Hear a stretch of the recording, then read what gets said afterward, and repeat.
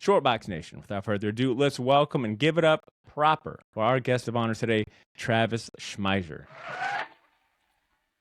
What up, Travis? Welcome to the podcast. Hey, thanks for having me on. Before we dive into Omnibus, obviously this whole interview is going to be about that. I want to take a step back and mention a fun fact that maybe only myself and a handful of the listeners here from Jax will appreciate. And that's you're originally from Jax as well. I was really happy to learn that when we first met, that you're from the hometown. You're from Duval, baby. Well, I didn't grow up there, but I went to college. So I moved there. Well, yeah, the formative years, that's the best years. Come on. Yeah, I moved there for college, and I lived there for almost 10 years. Yeah, before moving to New York. Yeah. Oh, come on now. You're an damn well you're an honorary Duval. All right, you're an honorary resident. I like it. All right, well, let me ask you this that might just scratch a personal itch and interest here. But what were some of the shops in town while you were living here in Jax? Oh man, I actually kind of got back into comics after moving away. I kind of had that. To you.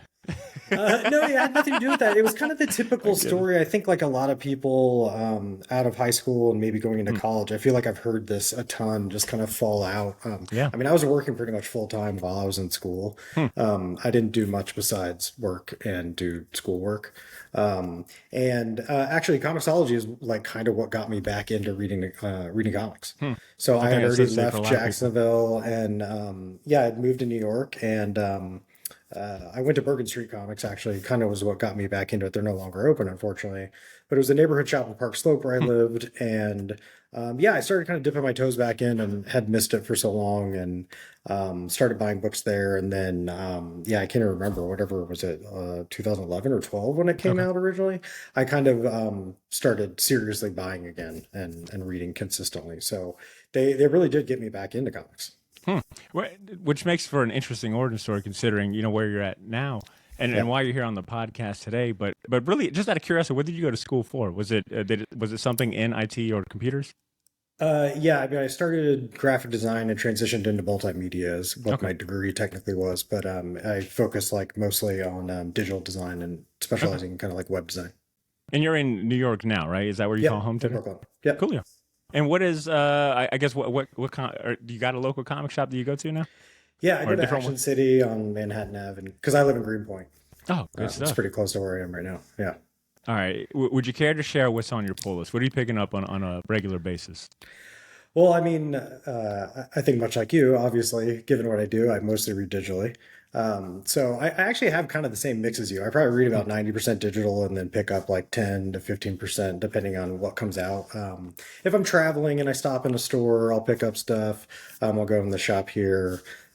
Special editions of books come out, or if I'm at a con and I want something. But I mean, I'm mostly reading digitally and Omnibus, clearly.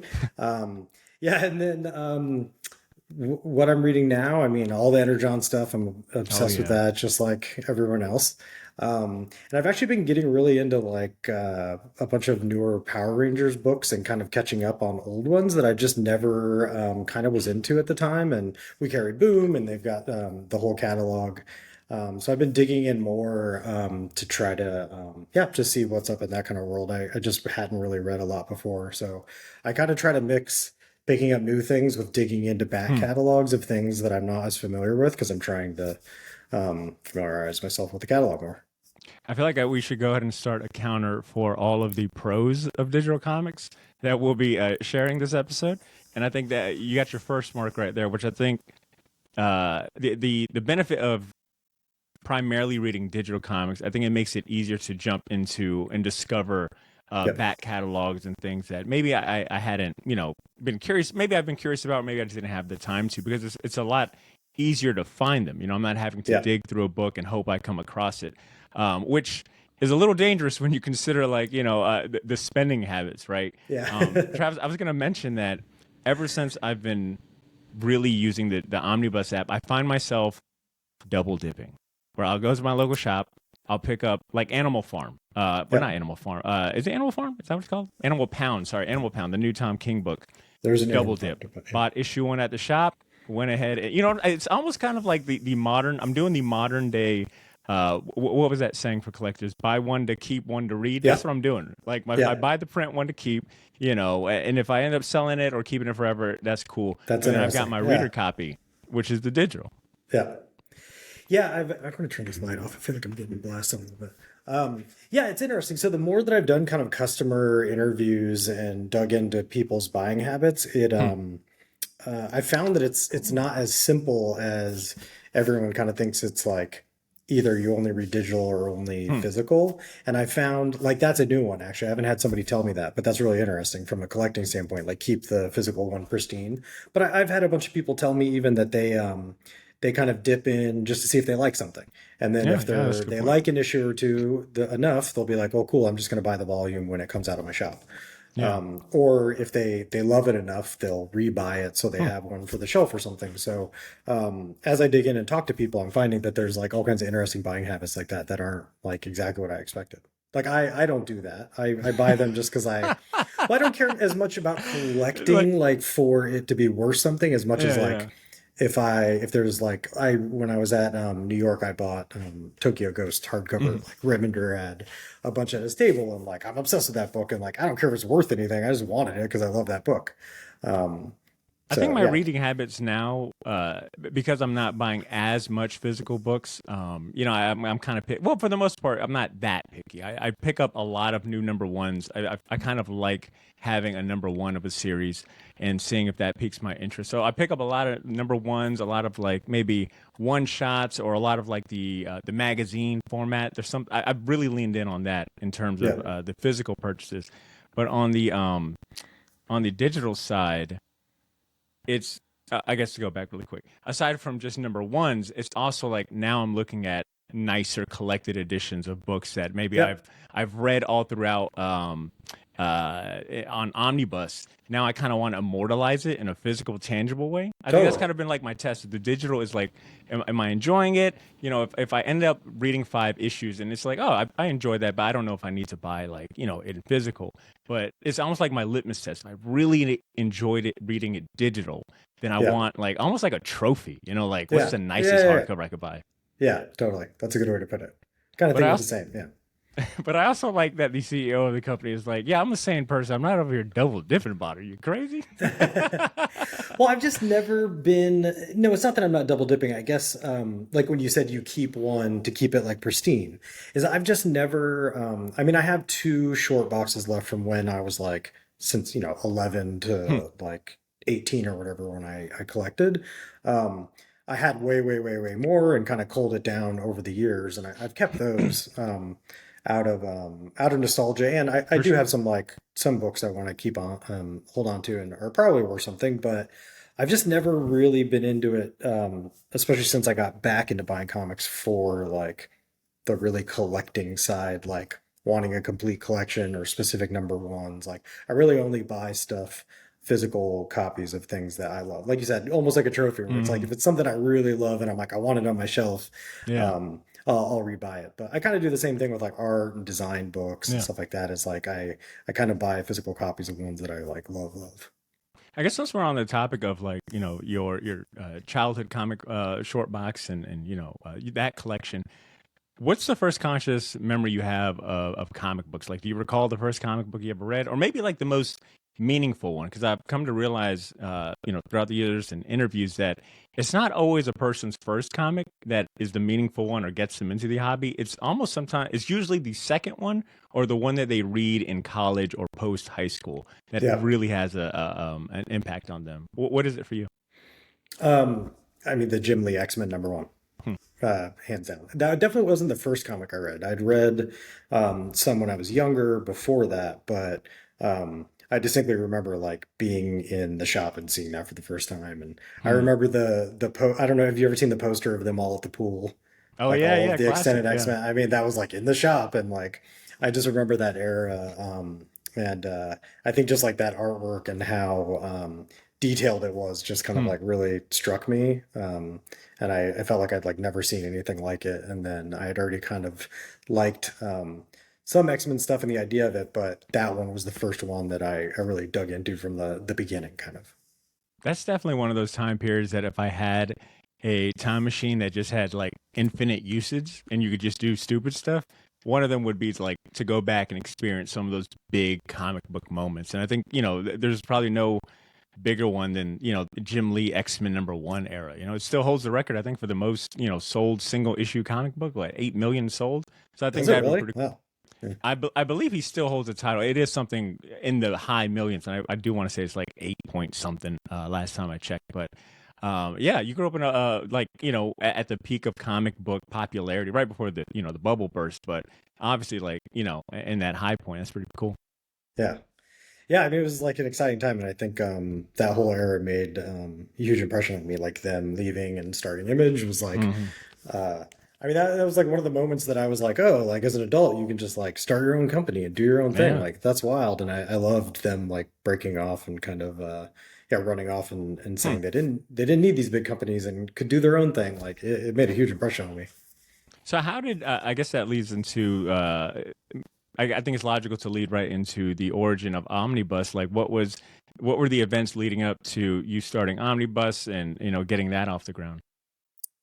I was at a healthcare startup that I really loved and I enjoyed working at, and I just kind of got the itch to do my own thing again. I had been there for, I think, a year and a half, and I was trying to figure out what to do. So I kind of left, and I was gonna like freelance and kind of work on some B2B SaaS ideas, and I've kind of like come from building a lot of tools in that Hmm. world, and I have a lot of experience in it, enjoy it. So I was kind of trying to figure out what to do, and that was like around all the time that Comixology was kind of starting to crumble, I guess, for lack of better terms. But they hadn't talked about merging, like getting rid of the app, but a lot of people kind of early days thought the writing was on the wall, right? Hmm. Like they were merging or sorry, changing the app like basically into like a white labeled version of the Kindle app, and laying people off, and it just kind of seemed like an opportunity, and like being somebody that used the app forever and kind of um, wanted there to be a little bit more there. As somebody who like makes software, kind of just saw it as like an opportunity, really. And I think I don't think it would have been possible to try to do it maybe a couple years before that. I think it's almost like too hard to Hmm. talk someone out of switching, sort of. And that's just like I've made software for a really long time and worked on a lot of different products. And I think getting people to jump ship from one tool to another, like if you use a to-do app or an email app or anything, is like there has to be a pain point that kind of customers feel, and then they decide it's time to go look for a solution to this, right? So Yeah. even though this is like not the same thing, I think everyone kind of felt a little bit of that pain, but they had like every publisher and people had a library in there, and it was kind of good enough that I think it would have been tough without some kind of like community like upswell and cataclysm, like a Hmm. feeling of a cataclysm for people to kind of really consider something new. So It's yeah, almost I like you had to think wait for yeah, it's almost like you had to wait for the popular vote to like win the popular vote because they were just, like, to your point, that is all we knew was Comixology. This yeah, is, how you buy comics. It just is what it is. yeah. So yeah, I mean, so I just saw that and kind of figured there might be a shot to maybe publishers would be interested, maybe creators would be interested, and fans would be interested in a kind of new option. So just started doing some cold calls to publishers and chipping away little by little, build a prototype, Hmm. talk to publishers, keep moving forward, and then yeah, fast forward to today. When you were first starting, what were maybe the top, you pick however many, but what were the top priorities for you in terms of building an app that addressed or maybe filled any gaps that were left to be desired from Comixology? I mean, the first ones are all the kind of easy stuff, and it's what we've been working our way through for the first like year and a half of the company is just table stakes like browse, buy, read Hmm. comics kind of from anywhere. I think our twist on that is, like a cute, consumer friendly, easy to use, kind of high design experience, I guess, to kind of combat what a sort of stagnated product had if I had to kind of compare the two. Just making it easier to browse, but I think all the interesting stuff is kind of like ahead of us. So it was a long road of of ticking off sort of like typical V1, what do you need to do to make this work? And there's a lot like even behind the scenes besides the app that you use that kind of drive the product. So there was just like a ton to build there. But the goal was, I guess the longer the short of that is the goal was to be able to be a switch out replacement for Comixology. So it needed to at least do, 80% of the important things Hmm. in the app to, I think, be like viable and kind of give everyone what they'd expect. I think I could speak a little bit to about what you're saying in terms of the challenge of changing people's mindsets and convincing them to at least give a different option a shot. Because I think I definitely fell into that category when I first found out about Omnibus. Which, by the way, I want to shout out Chris Hacker, who maybe was responsible for first putting me onto Omnibus, and obviously he's been a big champion. I think when he was on the podcast, him and Greg a month ago, we ended up talking about my bad spending habits on Comixology, buying double, Yeah. double dip and all that stuff. Anyways, when he first told me about it, he was like, "Hey, just give it a shot." I was definitely of the mindset of like, I've already got all my stuff here. You know what I'm Yeah. saying? Like, I've got everything on Yeah. Comixology. I'm used to it. Can they really fix? If Amazon can't get this right, how what are the hopes? And I was blown away. I was eating my own words because of how I guess I guess I didn't know I needed something like Omnibus, where these simple fixes, these simple things that I've wanted in Comixology for so long would have made such a big difference in my reading experience. As simple as being able to buy a comic book in app. Yeah. It doesn't take that long to do in Comixology, but it's just the it's the principle of it is like, what do you mean? Yeah. So like things like that and just a streamlined view. I think also your eye for graphic design is prevalent in the layout of the store and as well as the reader. Like it's eye Thanks, catching man. and like I said, I found myself discovering new comic books because of the layout and the design in mind. Prior to that, that was a headache for me in Comixology. It just felt so cluttered and I think you said in an interview on Sketched with David Harper that if a user is second, and I'm paraphrasing terribly, but if a user is doubting or can't tell you how something works, after using it, then it's not a very good design. And that really stuck with me after reading that and getting to use the app. It's like, yeah, I can explain to anyone how to use that. I'm not so confident with Comixology. Like I think I need a degree for it. So I guess I say all that to say, I think I am a convert that the minute I got a chance to at least try it out and experience like these very simple, you know, things that should have been available to me for a long time, really amped up my. I'll just say I think I started just reading more comics once I got into Omnibus because it just kind of Awesome. fit my lifestyle. You know what I'm saying? It was Yeah. convenient. I think digital comics period is a little more convenient for my lifestyle. So to have an app like Omnibus is tremendous. And I was curious about the reception from the industry, from publishers and maybe creative forces and creative teams. Like, have you gotten any feedback about the app from some of these other entities? Yeah, I mean, it's been awesome. Everybody's been very excited and like very welcoming sort of to having kind of a new option. And yeah, I think overall just kind of excitement from when we started reaching out to meeting creators at cons and trying to kind of share what we're working on is yeah, it just seems like people are Hmm. happy to have another entrant, and I think they can tell that we're fans. We want to make something good. We Yeah. care. And I hope that does show in the app and when you use it is that, yeah, we care. We Hmm. want it to be good too. I'm using it. I want to enjoy the experience. And that's kind of the whole reason we started it, was like not being happy with what was there. So, yeah, it's been great so far. I mean, same thing with fans. Like everyone seems excited once they give it a try and kind of dig in. Hmm. I, I don't think it's crazy to say that comic books isn't the most tech savvy or tech forward industry. I think you could go into your local comic shop right now and they'd probably tell you, yeah, we're still maybe using tech. No, I know there are some comic shops that aren't using any technology to, catalog their books or bring in new books. I literally was at a shop where I don't think he had a computer. Yeah. Like just straight up. So I think that's a safe statement. Now, granted, there are outliers and exceptions to that, but in terms of like the technological state of the comic book industry, and you as someone that you're CEO of a company of a digital app, like what are your thoughts in terms of like where comics are in the like in their technical age? Like, are we where we should be, or is there still so much more that we could be doing and improving if we were to just leverage more technology and just modern, concepts like that? I do think there is a way to go. I think both from reading digital comics, the opportunities digital provides, even from marketing, let alone just reading Hmm. experiences, sort of.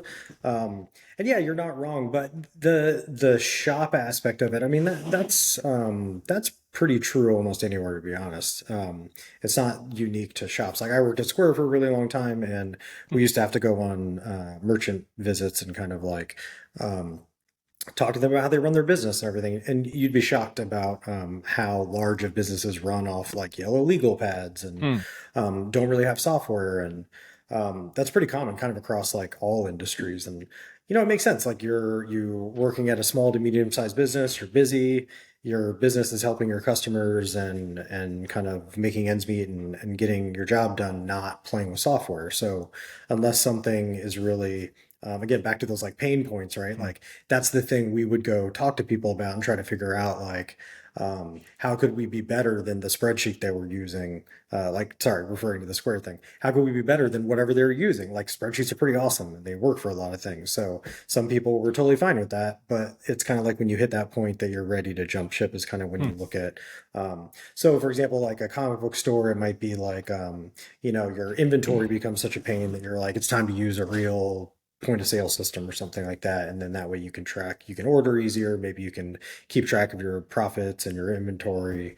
Um, but um, yeah, that part kind of isn't unique necessarily to comics, at least in my experience from kind of a retail standpoint.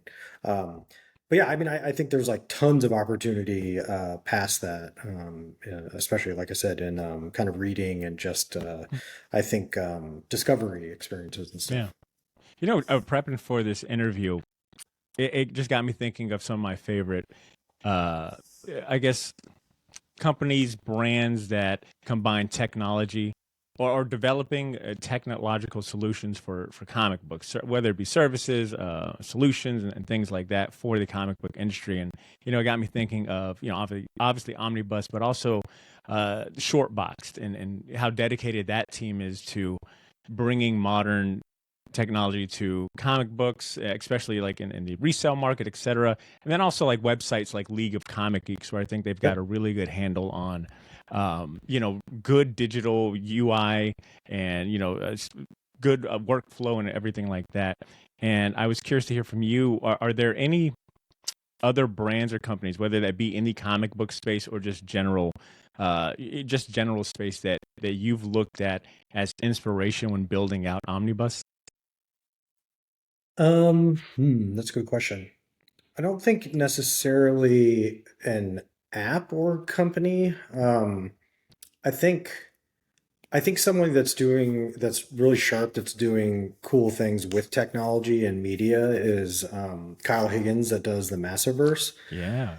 Um, I He just think announced like like I'm sorry. I think he just announced like a music album yeah, comic or something the like that. singularity, yeah. Yeah, that's a really good pick. Yeah, Kyle Higgins is killing it. But he's doing like a lot of him and his team are doing a lot of cool like there's an in-world podcast that Hmm. goes with the book No One, Hmm. and he sort of acted like the character was hacking a video during a talk at like San Diego last year, and he's got a card game.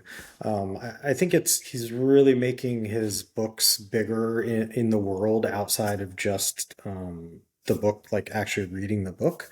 Hmm. And I think kind of while that's not like a service, like I think there's a lot more opportunity for that. And that's where like when I said, marketing opportunities and stuff like that is like marketing doesn't just mean advertising. It's like touch points for customers and what Hmm. would get customers excited. Presence. And Yeah. yeah, and I think that's like some of the coolest stuff is like let's get comics just out of the books in the shops and like what else could you do with it? And being able to draw people into the story. Like when I saw the podcast, I remember that he was doing, I was like, this is genius. Like, Yeah.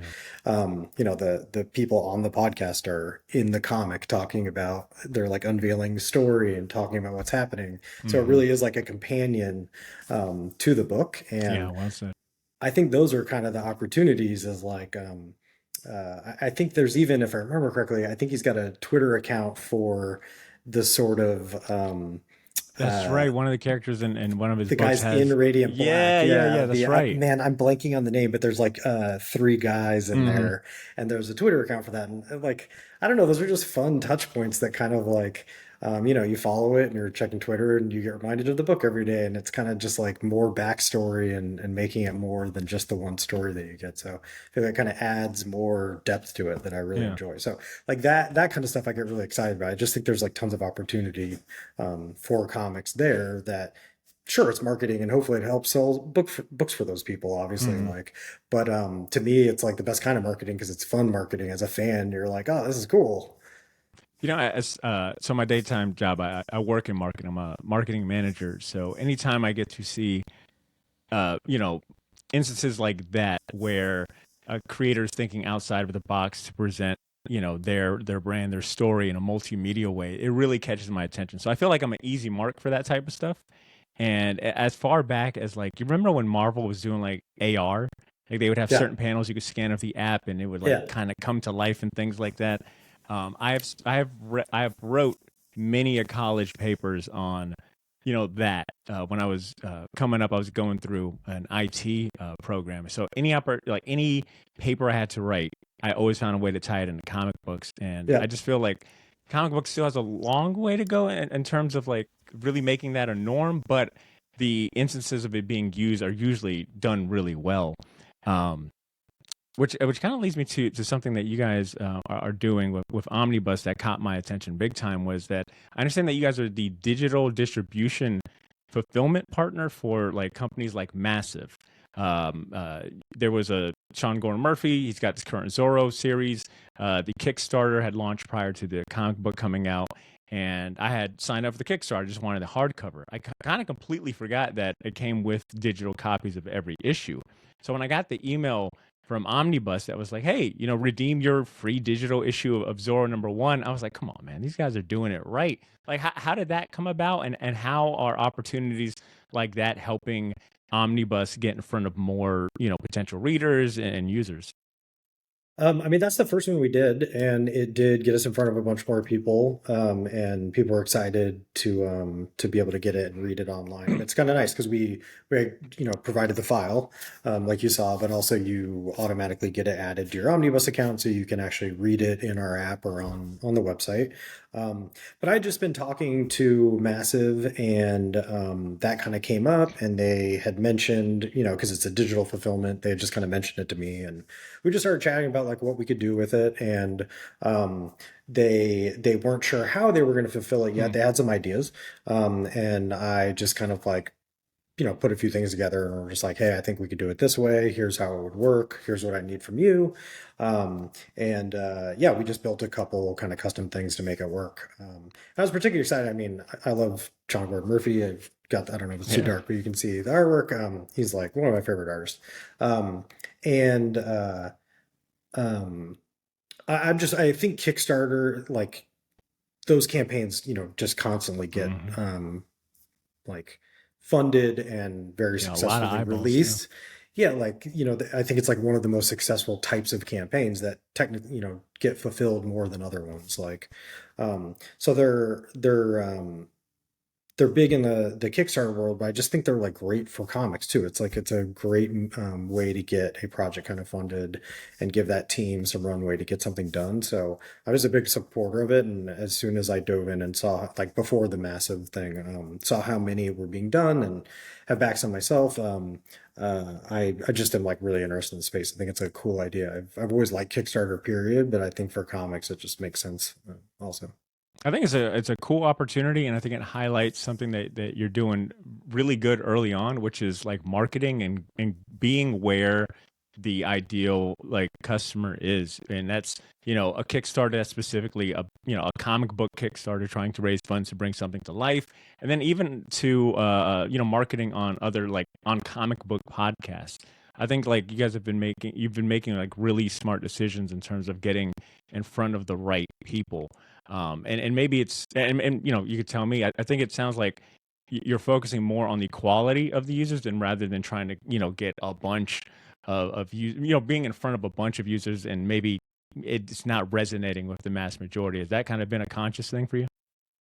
Yeah, I mean, we've tried a few different things just to kind of like cover our bases. Like, I've run some Google AdWords tests and Apple App Store tests and kind of traditional things like that. I don't really like doing paid marketing, but I kind of wanted to get an idea of what was available. The stuff Hmm. I'm interested in and that we have been doubling down on are kind of more community-based things Yeah. and yeah, being like sponsoring podcasts that we respect and kind of like I reached out to sketch David Harper for the first interview when we kind of like announced we were working on Hmm. because like I love what he's doing. I think he's got some of the best coverage of kind of what's happening in comics, and like I personally have learned a ton from Oh yeah. his site, and especially Hmm. being new to the business side. When we started this over a year and a half ago, it just really like gave me some major downloads on how things kind of work behind the scenes, and so I just wanted to kind of like tap into those sources that we respect, I guess, and thinking that yeah, I mean, hopefully fans see us as part of the community too, I guess. And I'm glad that you brought up the community aspect because that's, back to like our marker. That is always usually a point for physical and print books is because the comic book culture is so centered around comic shops and going in on a routine basis. You have the opportunity to make friends and meet other like-minded people that yeah, sometimes you don't get that in digital comics unless you're part of Yeah. a message board or something like a Reddit. So it's cool that you're utilizing these platforms that have a built-in audience and getting in front of them and supporting them as well. I think that's a good like a trade-off. Um, and thinking a little more of and not to disparage the industry. Like obviously, like we both love it. So anytime I'm saying like we're behind in terms of technology and digital, I think it just means that we have a lot of opportunity. But with that mindset that maybe the industry isn't the quickest to adopt the latest and greatest, like did you run in I guess like do you feel like there's any misconception or negative whatever interpretation when it comes to digital comic books, like what I'm saying, like do Yeah. you what do you think are some misconceptions about digital? Um, Early days, I haven't so much heard it recently, but I did have a lot of people that seem to think there's a lot of I don't know, almost like digital is stealing customers from physical shops, but I have Yeah. not ever Yep. Yep. found that necessarily to be the case. I think not everyone thinks that. There are just some people I think that hold on to that even from since like literally iPads came out and Comixology, first was released. But I think it's kind of like we chatted about earlier. It really is like a customer preference thing to me, and Hmm. just like buying habits from everything I've dug into. I mean, like I said, same as you. I mostly read digital. I don't really care about having too many physical copies of things, and that's just a preference thing. I mean, I use a Yeah. Kindle for like novels, like not comics, clearly, but um, so I think there's just that's maybe a misconception. I think the buying habits are vastly different than some people think. and i and I think I think for the insiders that are actively, in the know and really reading, leveraging and prefer digital, DRM free copies is something that they'll bring up a lot too. And I was curious if you could explain in layman's term what that is and why that's an important feature for digital comic readers and how Omnibus is addressing that. Yep. Well, DRM is digital rights management. It's just that some places do not allow you to back up, or maybe have some kind of wacky password protected or um, tracking system on some sort of filing. But we except for only a couple publishers, I think like 90% of ours allow PDF backup. So we still have to build that. So we're going to expose very soon in the app which books are DRM free, and then build a little area so you can download and back up your PDFs if you want. And I think for anything digital, that's just nice so that we're not like a streaming service. You're not paying a monthly to get access to it. So if you stop paying, you lose access. We're a pay per book, so I think it's kind of only fair that we allow people to back up and have like a copy that they could use a different reader or move somewhere else down the road if they wanted. So I think in that business model, it's kind of only fair. So I guess in even more layman's term, listeners, you get to keep your shit. You get to own and keep the things that you buy. All right. I guess let me get into some of like these basic questions that I'm expecting maybe listeners to have in mind. So we've talked about like the basic premise of Omnibus, right? You can buy your comic book. You can buy comic books, the digital store as well as a reader. As far as like the content that's on there, you've got a few publishers available. Not just a few. You've got quite a few publishers available right now. According to the website, it says right now we're beyond proud to carry Ablaze, Ahoy, Archie Comics, Black Panel, Boom Studios, IDW, Mad Cave, Oni Press, Titan, Valiant, and Vault. I think it is no surprise or no secret that the only ones I think publishers really missing are the big two. And I imagine, Travis, you're probably tired of answering this question. You probably get this question the most, but let's just get it out there. How is the journey to getting Marvel and DC on Omnibus? How's that going? We are working on getting several more key publishers Okay. and working hard at it is about all I can say right now. I like it. Okay. All right. Because it's not as simple as going to them saying, "Hey, I've got a really good digital reading solution. Come on, bring your books on here." There's a lot more, like from what I understand, a lot of legalities, a lot of red tape, and then obviously like you're also talking to publishers that have their own app as well, so they can kind of I guess see you as competition too. Is that around the lines? I don't know if necessarily it's competition. I mean, it's almost like different business models, like being That's and true. and not just the big two, but there are other companies that are hesitant to be on other platforms Hmm. and maybe don't see the value in being part of kind of a marketplace. Like again, to me, it's another like customer segmentation thing. Is like some people want to buy everything in one place, not jump around That's to fair a bunch enough. of different apps. So some people might be hesitant to be part of a marketplace and rely only on their own app because of that reason, but you're missing out on customers that don't really want to pay a monthly or want to divide their library sort of.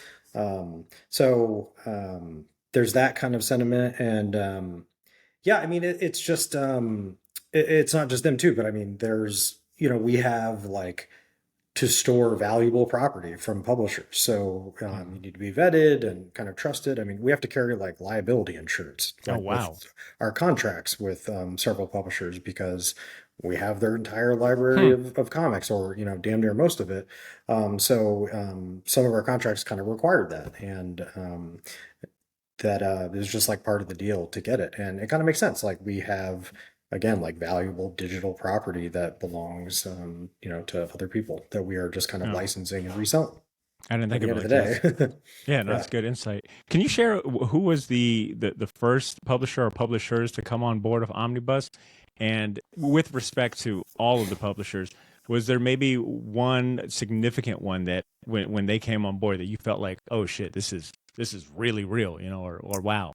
Yeah, I mean, it was one that early on I was most excited about, and they were the first one we talked about was Image, Ooh, come and on, yeah, I mean, I told you what an impression they made on yeah, me early, and they've been a favorite for a very long time, and I respect um, just the work that comes out of them, and the teams that publish through them, the independent teams. So yeah, they were one of the first ones, and they were one of the first ones that like agreed to get on the phone. Kind of, we had reached out to a that's bunch of cool. people, and so that was a really good. It took several chats. It wasn't like just the first one, but How most of these yeah, things go. but it was a good signal that if we could get them, we could maybe make this happen if we could kind of win them over. So it was a good like shot of confidence pretty early on that maybe we could make a real go of it. Man, that's awesome to hear. Because when you think of Image, to me they embody that spirit of entrepreneurship, that ownership, and everything that they represent from their start. So it only makes sense, and I think it really highlights what you guys got going on to for them to be available on the app. And I want So to say thank you. yeah, That's all because of Lorelei. no, that's awesome. Big shout out to Inside Laura. Image, who has been a huge like champion for us and just huge friendly person and big help, especially in the early days. That's But it awesome. was Yeah, yeah, she was a big the help. Image I have the smoothest and most respect for a lot of the folks that I work with at Image because I work with like their PR team and setting up interviews and advanced reviews and all of that stuff. And the folks at Image are just really good at their job, really good and very kind. Yes, Um, agreed.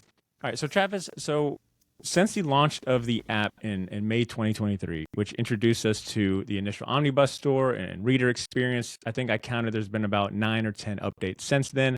The most recent one for this year was the availability of the launch of the Omnibus app in iOS stores for iPhone.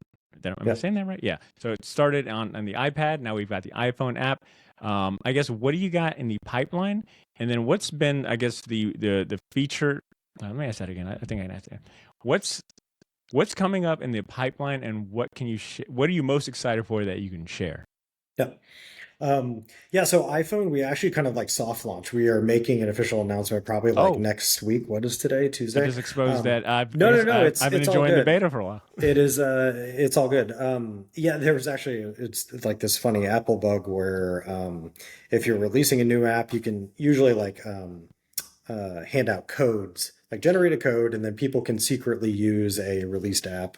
Oh, cool. But there was like a bug in the App Store where you couldn't, it wasn't working. So the app wouldn't download. So we couldn't really test it in production without throwing the switch. So we threw it quietly, knowing that there'd probably be some bugs and a couple things we wanted to fix in production, like in the real world. So yeah, we've been doing a couple updates behind the scenes for specifically for iPad fix or iPhone fixes, sorry. And I was actually working on that earlier, testing some things. So there's one or two like updates we want to get out the door, and then we're going to make a like a larger announcement about it. So that, and then after that is Android's like really hot on its heels, like hopefully Oh weeks yeah. away. That work has been underway for a while, so it's really far along, and that'll be really close. And then I think like I'm just excited to get there because that's finally like I talked about the kind of table stakes stuff earlier is we're finally like on all platforms. So there's no more people trying to find us getting bummed out that they Hmm. can't use it because we're not on, their phone or on Android at all.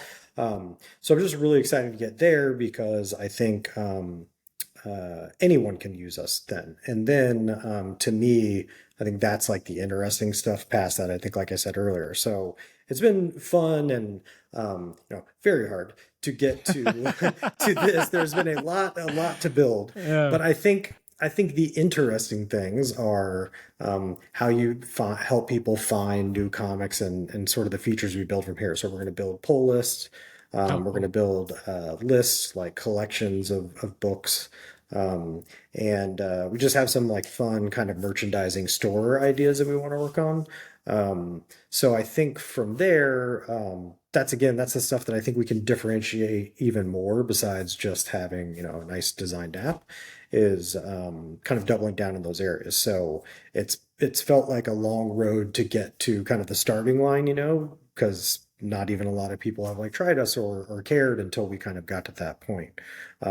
So even though it's like we've been working on this for over a year and a half, it very much feels like just beginning kind of. I think as far as I'm concerned, like when we get that, it's like now we can really like do some cool stuff. Yeah, the Android app is going to be a game changer. I can't wait for people to experience that. Yeah, that's going to be awesome. And I left a very nice review for the iPhone app yesterday. Oh, Actually, thank you. hopefully it'll show up soon. But I am not someone that generally gravitates towards having a comic reader app on my phone. It's just size wise, I kind of like a bigger screen, things Yep. like that. But I found myself having to uh, reference a panel, or I wanted to pull something up and look at it real quick. And the app was just super easy. I was able to like buy a book, download it, immediately go to the page, and the viewer works really great in it as well. So, Awesome. yeah, two for two so far, man. I can't wait for people to try out the app. So what are your days like now? Like with the lead up to the Android phone? I guess like what is a standard day for Travis? Life of a CEO of a badass comic book app. It's switching between a ton of things pretty much every day. I try to kind of reserve certain days of the week to turn everything off and head down and get some things done. But I think like leading up to iOS, it's been particularly hectic. Just lots of like testing, filing bugs, fixing things, Hmm. retesting, and there's stuff that happens on the web side to support that, and on the native app side. So it's just kind of coordinating a bunch of different engineers that are building different parts. And then, there's always like a certain amount of like publisher account management, talking to new publishers. I design everything, even make the promos in the store. So I'm hopping in and kind of like designing even the little, promotions you see for different series in the app. And I spent this afternoon like coding some new front end stuff for the storefront Hmm. homepage that we're changing. So it really depends on the day, but it's a mix of kind of like a lot of emails, talking to engineers, filing bugs, defining kind of what features maybe we're working on next. So I have to kind of design and write up sort of like how everything works. Yeah. So I'm trying to think of a recent one I did. We're changing how we do the new releases row and kind of the logic that drives that and the detail page of all the releases. So there's some screens to design, just tons of stuff to write up for like how the logic is determined, and um, yeah, so it's a mix of those things. It's a lot of hopping Hmm. around. And as I was leaving a review for the app, I noticed a couple of other reviews, right? And varied, right? Some 5 stars. There was like a couple three, two, whatever it may be. And what I liked most was one. I'm a comment section reader, so I'm reading through, seeing like different perspectives. Maybe Yeah, there's features that I didn't think about. And what I noticed on all of them, regardless of how high they were rated or how low they were rated, that what I'm assuming might be you or your voice, that there was a reply, a developer reply for each one addressing every single, whether it be a headache about using the app or opportunity, a roadblock. There was an answer or at least a promise that, hey, we're going to address that. We've got something in the pipeline. So yeah, that was really awesome to see. And um, it just got me thinking like, damn, this is definitely an app and a platform that I want to see grow. Like I've got a list of things that I would like to bring up to you offline about it, but it sounds for the you most part, it should, you sounds like you should. got a couple of them resolved. But yeah, it's I guess I bring all that to say that it's very apparent that as you said, you're very busy and you're taking like input and critique very well from the community. And I think maybe that was maybe something that when you look at Comixology, like maybe they just didn't have the resources to do that because I mean, they're top dog. Why would they?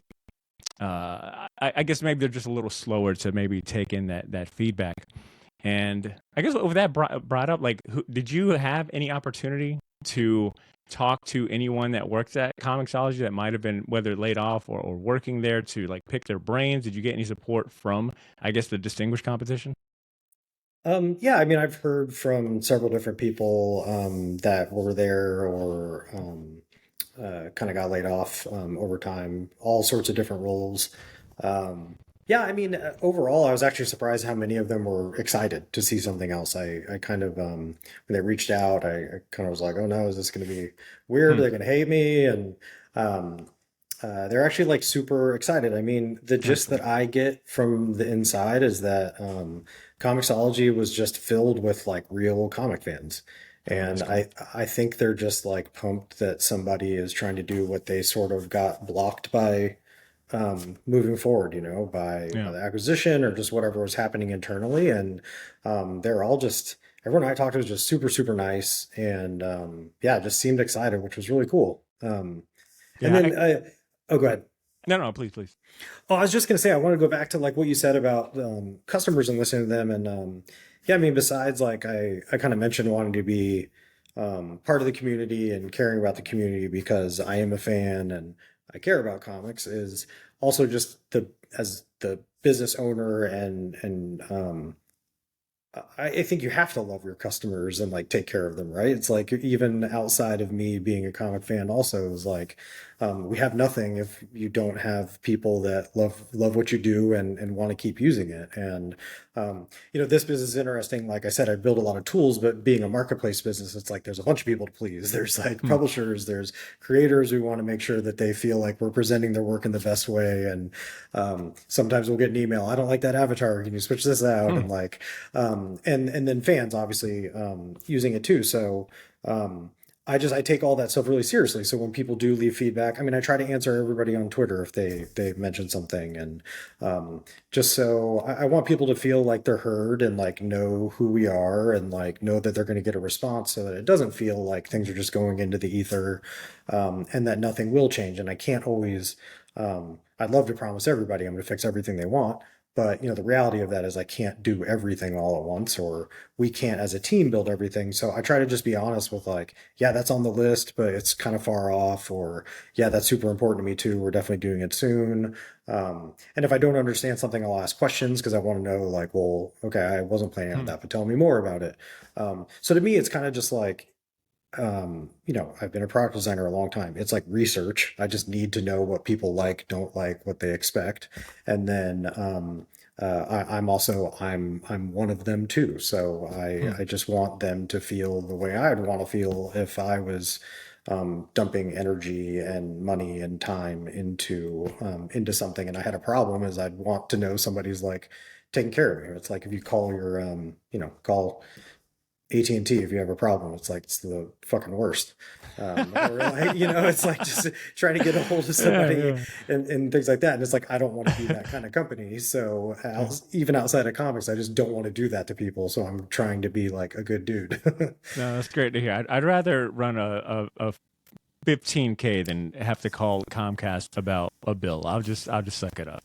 Yeah. Travis, to reference that sketched interview, there was something in there I wanted to bring up just to follow, to get an update on. But you guys had mentioned the possibility of manga and even maybe some of European publishers and foreign publishers being added to Omnibus as well. How is that going along in terms of like, bringing global, comics from a global scale to Omnibus? Is that on Yep. the roadmap? Yeah, we've been talking to more manga in particular. I don't have like any kind of launch or like major announcements there just yet. We've kind of been focusing more on like traditional and American comic publishers right Yeah. now, and really it's just a function of just like time and energy. It's like we only have so many hours and resources to kind of onboard more Yeah. people. I'd love to carry, way more publishers, but it's kind of manual to set people up right now for us. There's a certain amount of infrastructure we'd have to build to kind of like widen things. So I don't know. It's interesting because it's like the manga's so hot and Hmm. there's a ton of apps and like they make their own, like Viz has a big Yep. one. Shonen Um, Jump and all that. so it's just kind of like even tough, I think, to kind of like start some of those conversations and have any kind of like leverage right now, just like they know they have like such a hot commodity.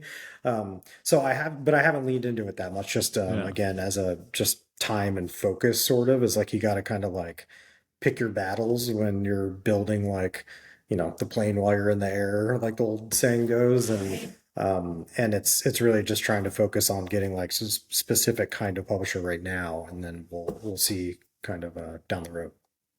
It is so interesting to hear the reality of all of this and the behind the scenes from you, because I find myself in an interesting position where, as a fan and a user of Omnibus, and I see all of the potential and all the gaps it could fill left behind by Comixology.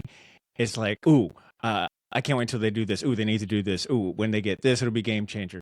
But then there's the other side of me that's like that has worked in IT and worked in groups to build apps and features. And so there's this side of my brain that's like, Botter, all of this shit takes like months. Like one sprint.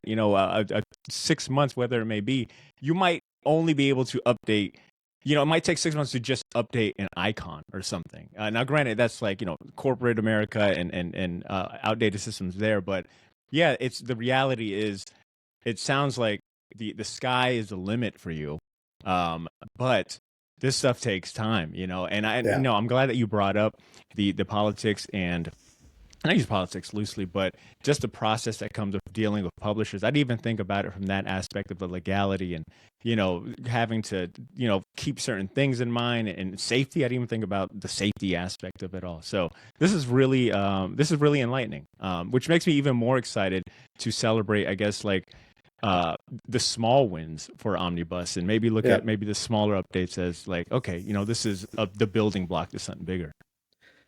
Yeah, I mean it's just there's a lot of complicated stuff to build and a lot of moving parts. And I mean I think it's interesting too. Like I kind of believe in like just enough planning generally at a smaller company because, you know, if you even ask me a month from now exactly what order we're going to build things in, I'd probably change a few things, right? Hmm. So it changes week to week and like what we hear from customers. Like um, I knew the DRM stuff and providing the PDF backups was really important, and it's always been on the list. It just wasn't as high up as it is now, and that's due to like we've just heard from a lot of people that really want that kind of confirmation and have requested backups or like asked when it's coming multiple times, and it's something that comes up on Twitter a lot. Hmm. So that's one of those things where I was like, oh man, like I knew we were going to build this. It was just kind of when, and we've actually punted it up a lot higher in the list because we're trying to listen to people. So I think there's a mix of that of just like listening to customers. There's maybe just we change our mind on something we think is more important after a month. Um, I think just as you dig into problems and you build and find out what you can do, just sometimes you like think about things Hmm. differently, sort of, or maybe get excited about a particular thing and kind of like put it higher in the list. But stuff gets bumped. Like, we did the massive Kickstarter thing. We had to build some custom stuff for that. So it was like Hmm. shuffle things around for a week or Yeah. two while we built a couple of those, and that maybe delayed one other thing. But um, it's all trade-offs and like decisions, I guess, as I you think go. that But I think that was a good opportunity to maybe put things on pause to do that massive digital distribution fulfillment because I think that is such a good opportunity because I that's not the first Kickstarter where I've gotten like a digital comic or a PDF of something, and the problem is, and maybe not so much for me, but I'm trying to think of just like maybe the wider audience and just a general user. You don't really know what to do with those, digital things, right? Like if you're yeah, not familiar with comic book readers or CBZ readers, then you're kind of like, all right, well, what do I do with this? And I yeah, think being able to, you know, and it doesn't the opportunity to have a platform like Omnibus to like be your catch-all and present you a way of enjoying this is a really cool idea, and I kind of wish that that was available and present in prior Kickstarters. So yeah, I think you guys are in a good position, and I'm curious, just out of Well, like based on feedback, the number of feedback and what you see on Twitter and the Apple reviews so far, like what would you say is the most demanded, what feature is most in demand, like from the users, like what are they most looking forward to? And it doesn't maybe have to just be one, but maybe one or two. What are you seeing most recurring? I mean, the DRM thing has come up a lot, Really, like I said. Yeah, that much, yeah. that many I people? mean, that's why, like I said, that's why we're putting it kind of higher in the Huh. list. We've had a lot of very vocal customers about it.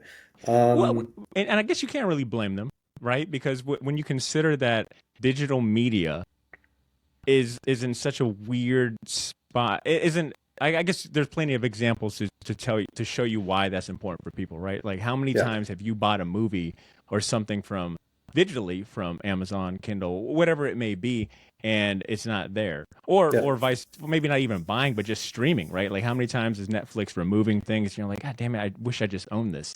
yeah, So okay, I guess I can see the DRM thing. yeah.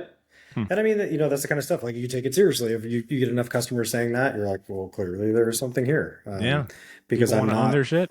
yeah, yeah. Subscribing to a book has come up a bunch, and Hmm. that's one of our like top features we're going to do next too. So like a pull list. Um, Trying to think what else. I mean, certain publisher requests come in a lot. Um, Is there any that is there any outside of the big? Because I imagine a lot of people are probably asking you about, hey, when's Marvel and DC coming on there? But is there any publishers that maybe you weren't familiar with that people are asking for that you had to do maybe a little bit of research on? oh, that's a good question. Um, I mean, I've had several that I hadn't heard of, but Hmm. not maybe like repeated to the point that I was like, oh wow, I didn't know about that one. Okay. I mean, we did a lot of homework when we started this too. So aside from the ones that I'd already read and were familiar with, is we just kind of went really wide on kind of what was out there and went super indie and back again. So there were quite a bit that I kind of discovered pretty early Yep. on, even that I kind of wasn't surprised by. But yeah, I don't think there was one. There's probably larger ones that you could guess, and some other names that you'd guess that Okay. that were requested a ton. Trying to think otherwise. I think there'd been a few just general sort of like help me find more comics kind of Yeah. requests is how I would boil it down. But Suggestions and recommendations. yeah, and that's like I mean it's obvious, right? Like everyone in almost any media has the same problem, right? Like the internet has an ocean of content and it's hard to sort through all of it. Hmm. And everyone, I think in the comic space, fans and on the business side alike kind of know that's a problem. So it's clearly like I said, the discovery kind of stuff I that's what I call discovery. It's just like Hmm. helping people find stuff is one of the things I want to double down on this year and do a lot more for. So we've had a bunch of requests that I would vaguely put into that bucket, kind of too, which again was kind of on our radar. And but that's why I love when people are vocal and we try to like answer questions and dig in if there are more questions. Or I'll get emails from people and I'm like, hey, I'll write a whole thing back and just say like, hey, do you mind hopping on a call next week or something? Oh Like, wow, that's cool. I'd love to pick your brain. And Yeah. so I do like customer interviews off and on. And Wow. especially if somebody like kind of says something that strikes me as like, whoa, I hadn't thought about that, or Hmm. kind of like maybe seems out of left field, I kind of want to ask more questions, even if it's just via email to kind of see what they mean. Um, and that's again both just I want to make the best thing I can, and then having been like a product designer and done this for a million years is like that's just what you got to do. You when Yeah. people express something to you that you don't understand, you have to say, well, what do you mean? Or how are you Yeah. using that? Or if you were confused, well, what were you expecting instead? And sometimes it's even down to just like the label that you call something Hmm. is you kind of look for those signals of like when you talk to, like I read and know comics clearly, right? But like in other things that I've done, you kind of have to be like, why does he keep saying that one term? Or why does she call that that? Like, Yeah. what is that? And so Huh. it's like you dig in and you just say like, hey, you mentioned this a minute ago and she called it this and you called it this, but why do you call it different things? And Huh. just try to find out like what's behind that because sometimes it's like some weird industry quirk, like people in this role call it this, or Huh. um, yeah. So it's just like you just dig in to kind of like find out what's going on behind the scenes, and if you When I was still in IT, we did a couple of those like user tests. I mean, we were testing like all of our apps and features, and it was always interesting to sit in on one of those and just be completely blown away how an end user got to a certain screen menu or made something function, and you're like, wait, that's not how it's supposed to work. Or I didn't even, yeah the developer's like, I didn't know I could do that. yeah So that's really cool, and I guess maybe like a major benefit of being like a young, lean, and agile company is that you can make the time to really, have a face to face with the end user and hear like opinions and take that all in. So yeah, it sounds like it's a lot of work, but it sounds like it's a valuable thing to do. Um, it yeah. No, also, you got to be yeah, like unafraid to change stuff too, I guess. mm, Like yeah, if your assumptions are wrong, like I'm kind of blanking. I could probably come up with an example, but like um could yeah. I just be guess I, something that you feel like a lot of conviction for that, mm. you find out other customers don't give a shit about. You're like, well, like I Yeah, thought that was gonna be rad, but like nobody seems to care, so like I guess we should do something else instead. And yeah, like you kind of have to be okay with like throwing yeah. things Taking your pride away and out. Yeah. starting over, or like thinking about something in a different way than you did originally. Like yeah, I don't know. I mean, this wasn't a customer request, but like I said, I spent this afternoon like coding a lot of the like storefront stuff, and the way we built that initially was just like inflexible and kind of overly complicated. And there are reasons we made all those decisions, but then it was like learning more. And we're like, well, we need to be able to swap this out easier and faster and more ad hoc. So we need to like reassess. So we're like throwing out like basically everything that drives that homepage and rebuilding a bunch of stuff. So it's like you learn along the way and just have to be kind of okay with like being wrong or figuring out a new way. And like you said, I think that's why I always have loved working on like smaller teams, is because you can kind of change direction faster and like there's just less people to get on board. It's like, hey, here's why we're changing direction. I used to think this, now we think this. I found this out. Let's do this instead. And it's like, okay, let's do it. And Yeah. then just kind of make it happen rather than like, let's schedule some meetings and convince this team to come over and blah, blah, Yeah. blah. And it's like, God. nah, it's just like less people and you can kind of move quicker on those things. And it's kind of, I think it's more fun because you can kind of learn and iterate quicker. Yeah.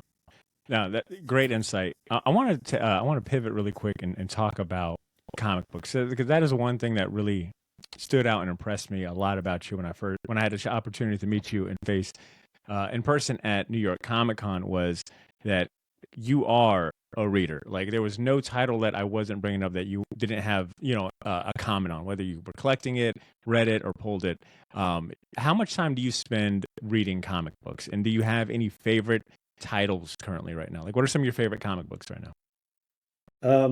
I mean, like I said, I think that this is pretty common because everyone's really into it. The Energon stuff just has me so excited because Energon Universe, because I was a kid when those things were out. So um, I think besides, like, I never really read the G.I. Joe book, for example, before like Duke Same. and Cobra Commander came out.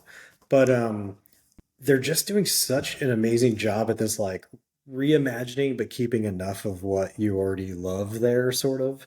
So getting this like bad boy take on Duke and kind of this I don't want to give away too much of like what's happening there, but what he's like unveiling in the book is such a cool take on this like goody two shoes, blonde hair, blue eye guy that was in this like cartoon and was like just kind of flat, for me before, and is adding so much more like depth to that. Yeah. And the same thing with Cobra Commander, like the stuff that they kind of show with his background again. I don't want to say what Yeah. happens in the first couple issues, but like Keeps there's it just local. this stuff that wasn't as present in a lot of the properties when I was younger, that it's like nerdy backstory stuff, that I'm just like, oh man, like I'm eating up.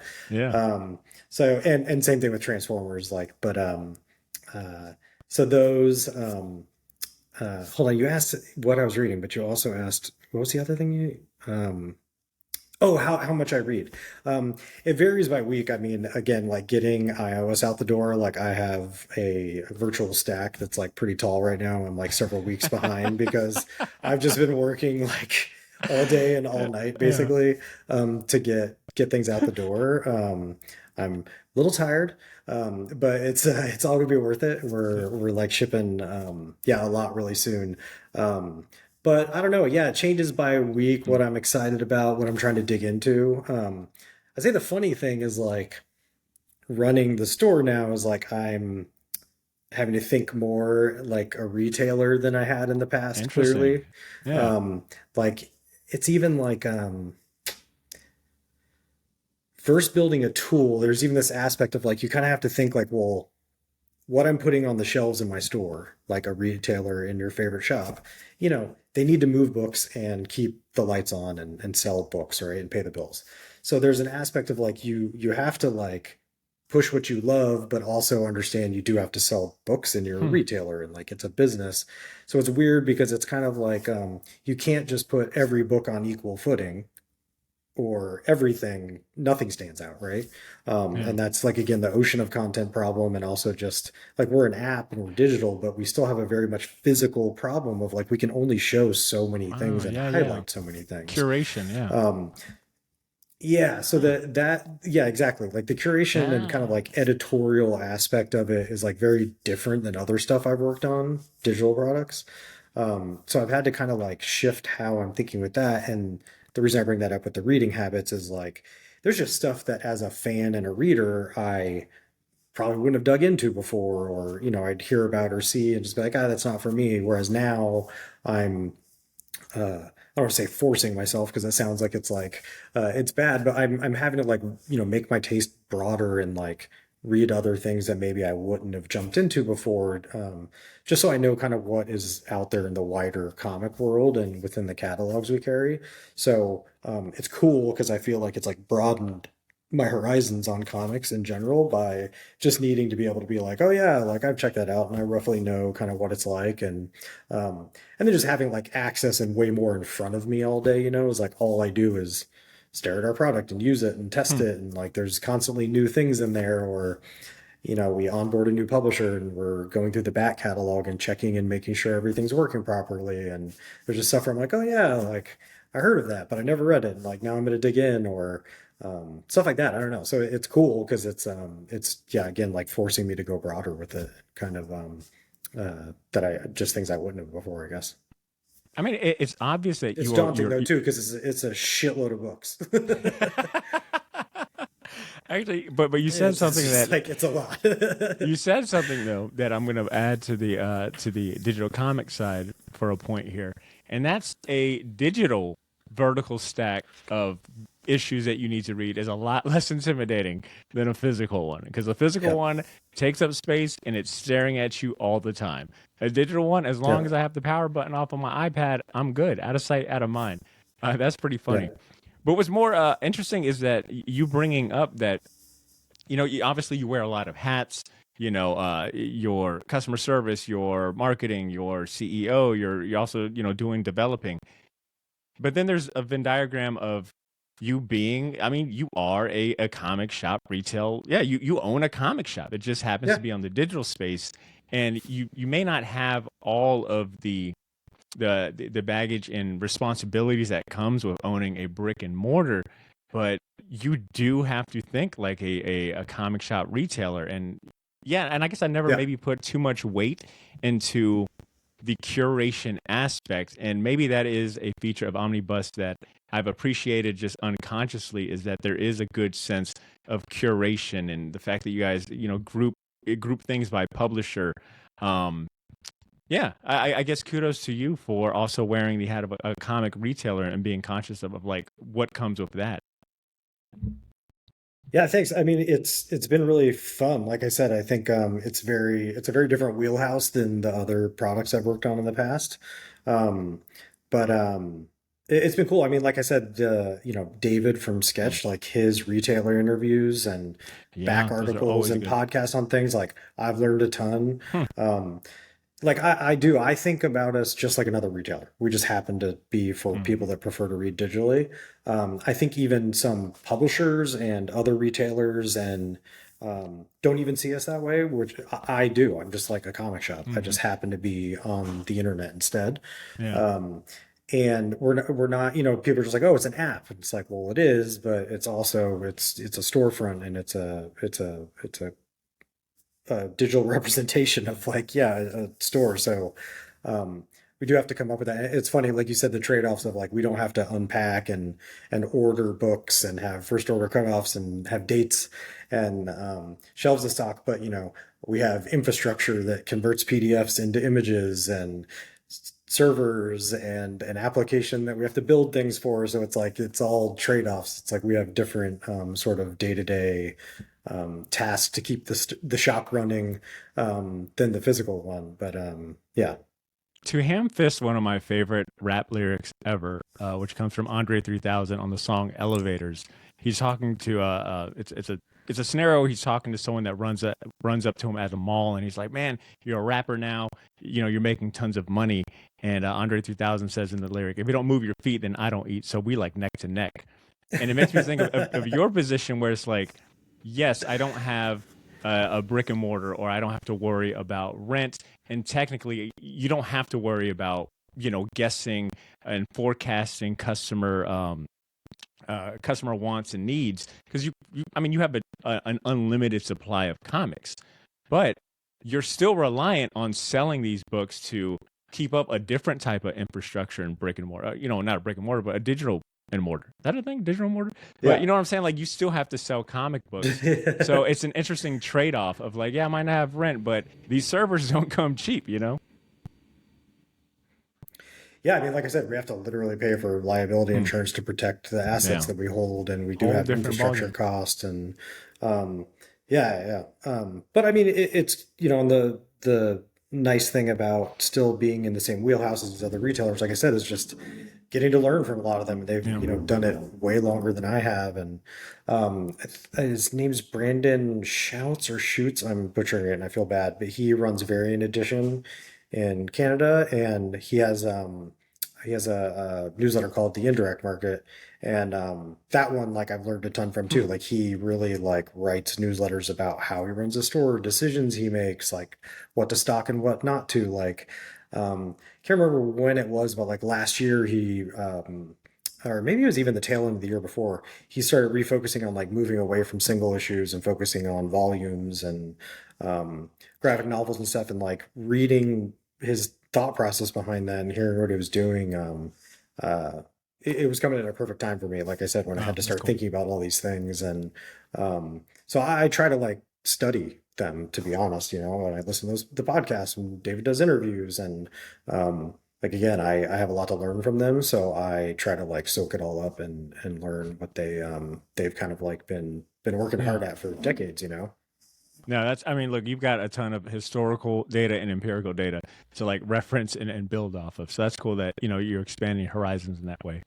I was taking a look at the app and I was just curious, like, man, what was the first comic I bought on Omnibus and what is the one, and what are some of the purchases I've made? And the first book that I bought on Omnibus was Big Game Number One, the Mark Millar and Pepe Oh, Larraz series where it yep, combines like all of I think it's like a big crossover of the Millerverse books. So that was the first yep. book I bought. I did not pick up the rest of them, but I'm seeing like as far as series or books that as far as series that I'm buying every issue on, specifically on Omnibus, for me, it's Rare Flavors. Yep. Omnibus also gave me an opportunity to catch up with Geiger, all the cool stuff in Geiger, because I missed the boat when the physical issues came out, but I noticed they were on Omnibus, and that has quickly become one of my favorite comic book series. And I'm excited for them to do the new series this year and everything they're doing with Ghost Machine. Have you read any of those? Yes. Yeah, yeah, yeah. And the Ghost Machine one shot that was like the Yep. overview of all of them coming up. But yeah, I've read Geiger so far. Yeah, I'm really excited for the Rockefellers, Oh yeah, Francis yeah. Manipul. I was like really, really into the Flash New 52 stuff that he drew. I had a chat with him like last month or something, because we have like a mutual friend that introduced us actually. Oh wow, Um, that's awesome. and yeah, I was like geeking out. I was like, dude, I was obsessed with that book when it came out. And yeah, it was cool to finally in the one shot, because it's like, I'd read everything that they released on their sites and the Yeah. interviews about the different worlds. So the one shot was cool to finally get like a taste of what each of the different kind of universes is. I'm really excited for. I like how they're doing. There's like three or four different worlds I think that they've announced so far Hmm. under the this Ghost Machine umbrella. So I think it's Yeah, really it's pretty cool, and expensive. I don't know how much the interviews have read, but it's cool because they're even talking about like setting up these worlds for other people to play in, maybe even Hmm. after some of them are gone, right? It's like they're properties that are going to be part of Ghost Machine, and I just love that idea. Same thing with I got really excited with the Three Worlds, Three Moons, Oh yeah, Hickman. the Hickman It's on like Del Substack. Mundo. Hmm. Yeah, I just thought it was like such a cool idea to kind of develop this world that you invite other people to come play in, and like especially from his like world, or not just him, all of their world building kind of approach to it is like they're defining the geography of the world and the religions, and like I mean I've read all the like write-ups on that because I was just like how fascinating. It's like very like Tolkien. It's like you're inventing this language and coming up Yeah, with like the history of everything it's Hickman on before a like there's too thousand. many stories even. Yeah, it's Yeah, Hickman on a yeah. thousand. Yeah, it's um insane. so yeah, the I got the Ghost Machine stuff. I got excited in the same way. I was like, it's a really cool idea to kind of set like a line in the sand that you're going to make these worlds for people to kind of come and play in. I'll mention two more series that I think I can specifically pull in on Omnibus, and that is Local Man. I think my love of the Local Man series by who is it? Is it Tom Steele? Hello, it is Man, I have by not read that yet, actually. Yeah, it's by That's on my Tom list. Seeley and Yeah. Tony Fleeks. I will go to bat for these guys. This is also one of my favorite comic series out, and I think I primarily, and actually all of them, I've been reading it all on Omnibus, so that's been great. And last but not least, I have been loving Animal Pound. That is a series I'm definitely double dipping, where I'm buying them in physical and I'm reading them at night Yeah. digital. It is so good. And you know what else too? I guess we'd even bring up the fact that the quality is it looks really good too. A lot of these books look exceptional on digital. Like I think that's sometimes a point of debate is that you know print just looks better. You like the feel of it, but you could almost argue that with where we're at in technology and comics, especially with like art, a lot of artists leveraging digital programs and or the colorists leveraging digital programs that you can make the argument that a lot of comics today are made for the digital screen. Do you feel that way? Or are there any, I guess, comics or exceptions that are kind of prove that point? I could think of an exception that disproves it. Um, Oh, but no, in general, I think I agree with you. I mean, it depends on what it's printed on and how it's printed. But screens are so nice on devices now, especially yeah. yeah, like an iPad. But all smartphones and new devices like that just have such amazing high DPI screens that the colors look amazing, the details amazing. They're bright and crisp, so it is like vastly ahead from where it was like when Hmm. iPads first came out and kind of digital reading apps, not just comics, but there's like a gold rush of like digital magazines and all of those at the same time. Comparatively, I mean they're amazing. You used to be able to like see pixels, and now you Yeah. can't see any. Um, but I was gonna say the one that like stands out is we have Silver Sprocket, who makes a ton of like genre spanning um, uh, different kinds of books on there. But there are so many that are just like so special in print that like that is one I've rebought some Hmm. physical copies of because seeing them in person, they just do so many special things like Golden Record, like the cover um, has some shine to it, and the paper it's printed on is really nice. They do special things with print, not just Hmm. it's not just stock paper, and they do different types of printing and coatings that are like appropriate to the material. I guess is the best way to put it. They approach it a lot more like a really high end book publisher than a lot of other comic books that you would just buy at your shop. They're like beautiful art objects, really. And You know, that's the one that yeah, they look amazing in the app, but like when you see some of those in real life, you're hmm. like, I need a second copy of this. That's awesome. Yeah, I'm actually flipping through them right now, and some of these covers look rad. And maybe I should have brought this up earlier when we were talking about the big two, but I think the current omission of them not being there is is a is a kind of a plus, especially if you are trying to look for more indie or support more indie comic creators. Kind of go off the beaten path. I think not having them there is you're almost challenged to like flip through the publishers and look for different ones that maybe you hadn't heard of. I know for me, I'm flipping through it, and when I saw like, oh shit, they got humanoids on this, like that is a company and publisher that I've always wanted to get into, but when I go to a shop, it's not always at the front of my mind. But the fact that you've got them grouped already and all the Yep. titles are there, like it kind of behooves you and benefits the discoverability factor of like, well, I don't have the easy go tos. What do they got? And then you end up going down a cool ass rabbit hole of humanoids. And you're like, yeah, I need all of these. Yeah. Yeah, totally. I mean, it's one of the first things I do, like when we onboard something new, is like I love going to the publisher pages and digging in, and Yeah. I keep like a file of um, reading list of things I wanna check out that I haven't read yet. But I also do love like the serendipity of like going in and going through those pages and trying to find and dig into something I haven't kind of read yet. So I try to be strategic about it and also just kind of like dive in randomly with like whatever I kind of strikes my fancy, I guess, when I'm browsing around. Yeah, it's a good strategy. Uh, Travis, I don't. We've been recording for about an hour and 40 minutes, and I feel like if this isn't enough to convince someone to at least download the app and try, I'm just not sure. I don't know what else I can do. I feel like we made some compelling cases, and I know for me personally, you've given me some new insight and appreciation into the app.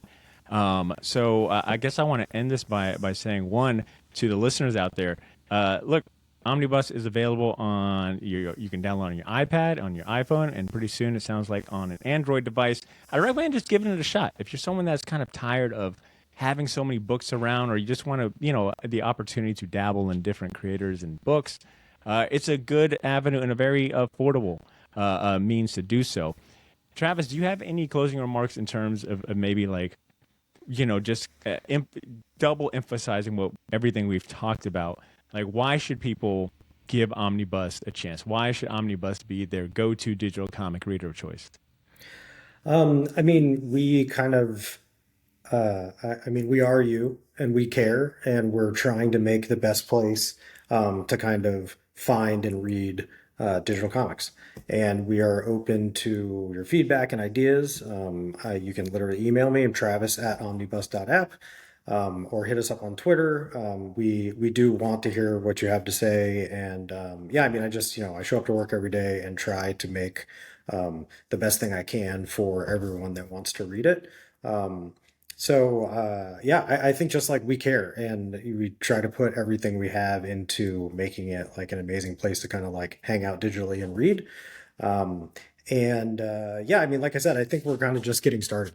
I think all Mm. the really cool differentiating stuff we can do besides design sensibility and the little bit of editorial we've done now is we're just going to double down on those areas and keep trying to um, make us like more special and stand out more and more fun to use and more discovery features. So I think we're kind of like just getting started, and it's like an exciting time to give us a shot because it's we're going to be doing a lot of cool stuff this year. Hell yeah. I co sign that and I amplify that. Listeners, I'm going to have links to Omnibus. I'm going to have links to the Omnibus Twitter account, Instagram, all of that in the show notes. If you want to give Travis or Omnibus a follow and see what they got going on, that'll be your best bet to stay up to date with what they got going on. They also have a really cool newsletter, too, right? You guys have a newsletter where you send out and Yep. you let people know, hey, this was added today. So that's always a good reminder as well. Travis, this was great. A long time in the making, but paid off in the end. And I'm so glad that I got to have you on the show, man. Thank you. Me too, Batter. Thanks so much. It's really fun.